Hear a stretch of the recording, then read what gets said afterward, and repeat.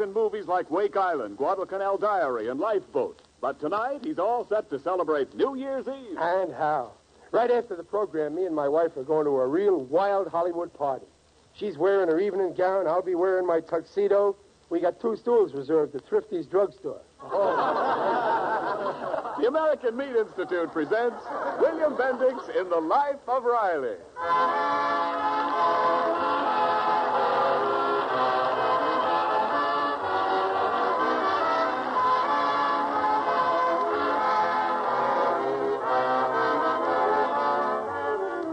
The meat people of America, providing a great food for a great nation.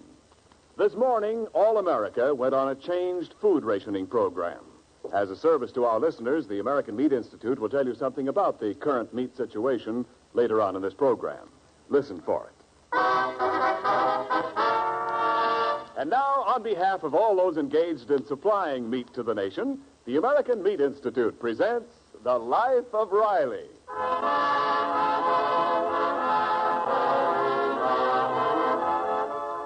Well, it's New Year's Eve, but it looks as if the new year isn't going to be ushered in with joy and happiness at the Riley household. Riley's in trouble again. And to find out how he got into this jam, let's go back a couple of days and listen in on the conversation of the Rileys as they're relaxing in the living room of their little California bungalow. This is the life, Peg. Sitting around with a house full of peace and quiet. I think I'm going to take a snooze. Wake me up when it's time to go to bed. Mother, guess what? Well, what, Babs? I've got a date for New Year's Eve. Oh, thank heavens. That's a load off my mind. Yeah, Babs, I'm glad you got set. Now, the rest of us can use the phone once in a while. Minton Clinton just phoned, and he asked me to go to a New Year's Eve party with him. Minton Clinton? Mm-hmm. Ain't that the boy with the pointy head? Oh, Daddy. Well, okay, so he ain't got a pointy noodle. But don't take him any place where they're pitching horseshoes or they'll use him as a target. And if he takes you to a party, just see you get home early. We've got to stay long enough to see the new year in. Okay, stay and see the new year in, but be home by 11:45. Oh, Riley. Oh, Dad, you're a regular stick in the mud. Please, Babs, a little more respect. After all, I'm old enough to be your father. Well, sitting around home is no way to celebrate New Year's. No, we ain't going to exactly sit around. I was figuring we'd have a few friends in for a quiet little party, maybe. Oh, that'd be nice. Waldo Binney from next door, Jim Gillis from the plant, Hewley Durkin. Oh, maybe. the same old faces. Listen, Babs, when you say old faces, you're talking about my friends. So when they come here, you treat them like I treat them, and don't look at their faces.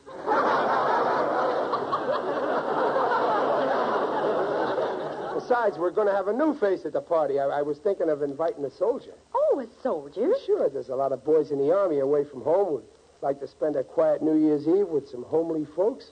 Well, I don't know, Dad. The soldiers I know would rather go dancing on New Year's Eve with a girl. The reports about soldiers liking girls is greatly exaggerated. They'd much rather spend a peaceful evening at the fireside, even if there's no fire in it. Well, it's a nice idea, but what soldiers should we invite? Well, any soldier. We can... Hey, I know. I met a soldier on the bus yesterday. Sergeant Biff Lacey. No, who's this Sergeant Lacey? He's a Brooklyn boy who joined the United States Army. Swell guy. I'll invite him. Well, you better write him tonight. No, I'll do it right now. Junior. Yeah, Pop? Bring in your new second-hand typewriter. I want to dictate a letter. Okay, Pop. Well, I got the dishes to do. Now, just a minute, Dumpling. You wash the dishes every night, and tonight you're getting a rest. As soon as I get through dictating this letter, Junior will wash them. I'll do them, and they'll be done. I'll help you, Mother. Well, thank you. Yeah. Okay, Pop, I'm all set with the typewriter. Okay, Junior. Start like this. No, cross that out. You didn't say anything yet. Oh, well, the letter goes to Sergeant Biff Lacey, Camp Bennett. Start off like this. Dear Biff.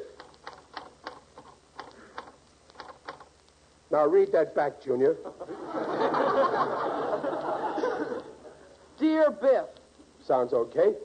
Dear Biff, old pal, me and the missus is throwing a shindig on New Year's Eve. So how's about Oh, wait you a minute, Pop. You only met the fellow once. Don't you think the letter should be a little more, formal? Yeah, I guess you're right. I don't want the Sarge to get the wrong impression. Let's see. Hey, what am I raking my brains for? We got a book on how to write letters somewhere. Oh, here it is. Here. Oh, look under parties. Yeah, let's see. Business, weddings, funerals. Oh, here, parties. Here's a good one. I'll follow it. Start typing. Dear Madam. Wait. That don't sound right. Of course not. Now, put Dear Sergeant. Mrs. Riley and I request the pleasure of your company at a New Year's Eve party at 10 o'clock, December 31st, 1944.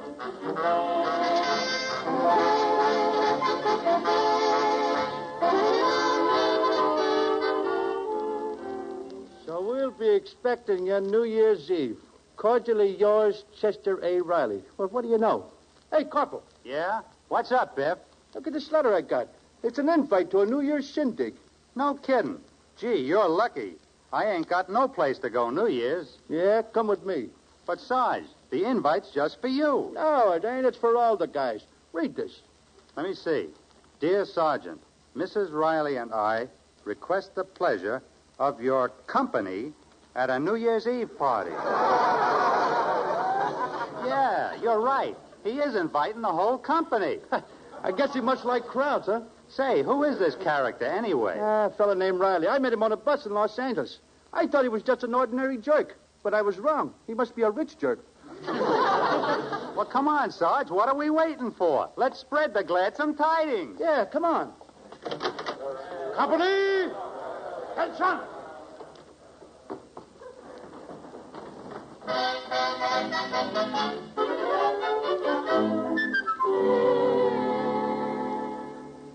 Junior, you hold this end of the streamer while I nail this end up, huh?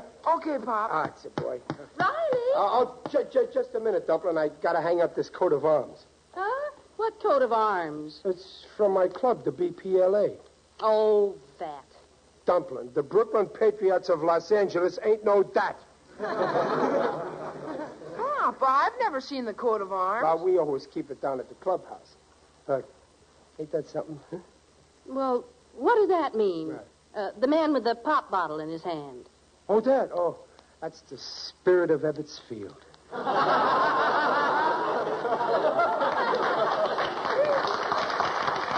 And the man lying on the ground. Oh, that's the umpire. You see, underneath is our motto, fair play.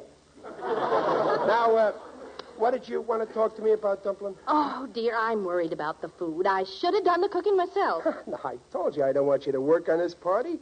That's why I'm having it catered by a restaurant. Luigi Spaghetti Heaven and Meatball Mardi Gras. Well, how much hamburger are you getting from Luigi, Pop? Well, I figure 10 people, 5 pounds of hamburger. It's more than plenty. Oh, you're forgetting about the soldier. He'll probably have a healthy appetite. Don't worry, Dumplin'. After all, we're not going to have the whole army here tonight.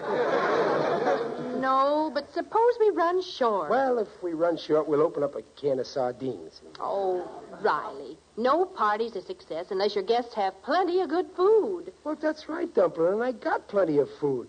4 big bottles of root beer and a whole pound of peanut brittle. I tell you, the food will be coming out of their ears. When I run a party, the company goes home happy.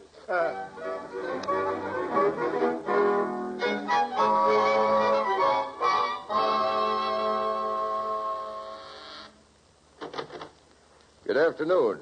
Is Mr. Riley in? Oh, yes, sir. Come in. I'm Mr. Riley. I mean Riley. Mr. Riley, I'm Colonel Rogers from Camp Bennett. Well, how do you do, Colonel? I'm very glad to know you. I'm certainly. I'm in Los Angeles on Army business, and I came by to thank you. That party you're giving tonight is a splendid patriotic gesture. Oh, come, Colonel. It's nothing. Any good American would invite a soldier to a party on New Year's Eve. That's right. Any good American would invite a soldier. But only an extraordinary one would invite a whole company. Oh, well, what's one soldier down? I'm sorry if my compliments are embarrassing you, but you deserve it. After all, feeding 2 hungry husky GIs is no small job. The more the merrier. The newspapers certainly like what you're doing. Papers? Certainly. Yule News. Here, see for yourself. Giant New Year's Eve party to be held. Thanks to the patriotic gesture of Chester A. Riley, local war worker. 200 soldiers comprising Company A, Camp Bennett. Oh, this is terrible. I understand, Mr. Riley. Most men of your type hate publicity. In this case, I despise it.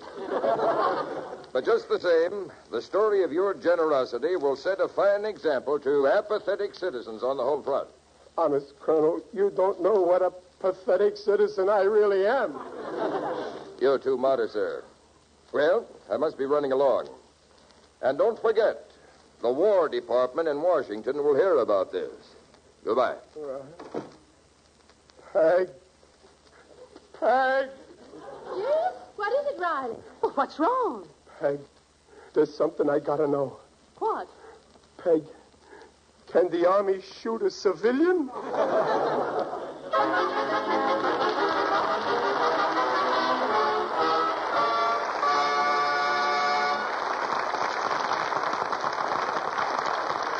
Well, this time it seems that Riley has bitten off more than he's got for the Army to chew.